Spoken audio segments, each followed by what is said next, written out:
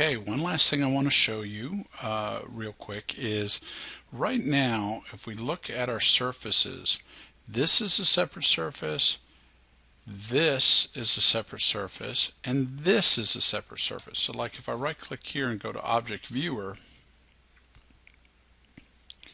what you'll notice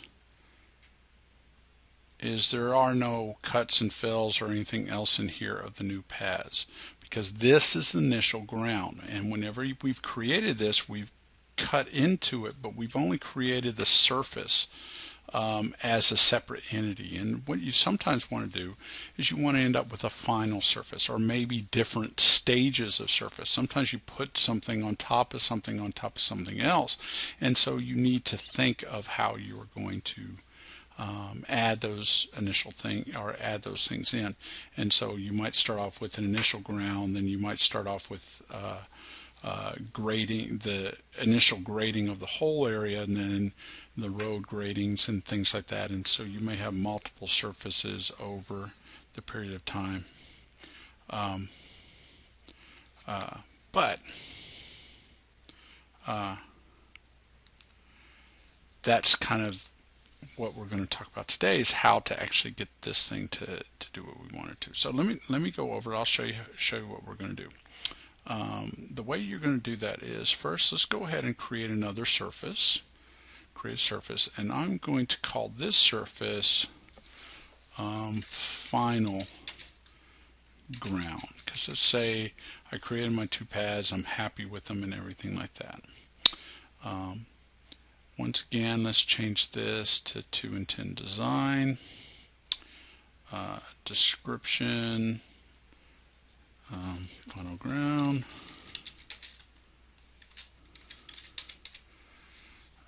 render material. I don't know what it is going to be. I'm not really going to care. I'm going to hit OK. So I've created that surface. All right, and so here it is, final ground. Now remember, before we would come in and we would do a definition, and we might add in a contour, or we might add in a boundary or points and all this. But this final ground, what we're going to add in is the stuff that has already been created. And so this is going to be pretty cool. What I'm going to do is I'm going to come in, I'm going to come down to the edits part of the definition, and I'm going to right click, and I'm going to say, hey, I want to paste a surface. Well, what surface do you want to paste? I want to paste in the initial ground. So what that does is it allows that to be part of this definition. It's referencing this. Now you want to be very careful whenever you add this. Always put it in, because everything you put on top of it is going to either cut or fill from what is below. So if I come in and do paste surface again and say, hey, let me do building pad 1 now, that's going to come in and add into that one. And then I'll go one more time, paste surface, say building pad 2, and that one's going to come in. And then what we want to do is we want to be able to see the entire surface. So let me come in, and I'm going to select, right click on that and go select, and then go to Object Viewer. And we can already see, looking this way, that we already have those properties in here. But let's look and see how it looks here. And so this is those two properties as they're in the thing. Now one of the things you notice I left out was I left out the infill of this one. See how it's hollow right there? Well, let's go ahead and we're going to try to put that infill back in and see if it updates on this one. So I'm going to come in. I am going to,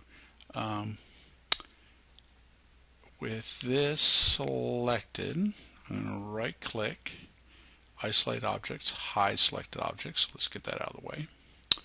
And then I'm going to come over, I'm going to select infill, I'm going to pick right here, so that will hopefully set up the infill. And now I'm going to right click somewhere, anywhere. I'm going to come in and isolate objects in object isolation. So that thing's back, should be back.